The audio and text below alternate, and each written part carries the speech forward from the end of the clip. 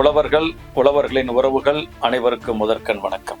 தமிழ்நாடு இயற்கை உழவர் கூட்டு இயக்கம் நடத்தக்கூடிய தமிழ்நாடு இயற்கை உழவர் உணவு பாதுகாப்பு மாநாடு வருகிற பிப்ரவரி 15, 16 ஆகிய 2 நாட்களும் ஈரோடு மாவட்டம் சித்தோடு அருகே உள்ள டெக்ஸ் வேலி வளாகத்திலே தமிழ்நாட்டில் இயற்கை வேளாண் புரட்சியை ஏற்படுத்திய நம்மாழ்வாரின் விழுதுகள் இந்த மாநாட்டை நடத்துகிறார்கள்.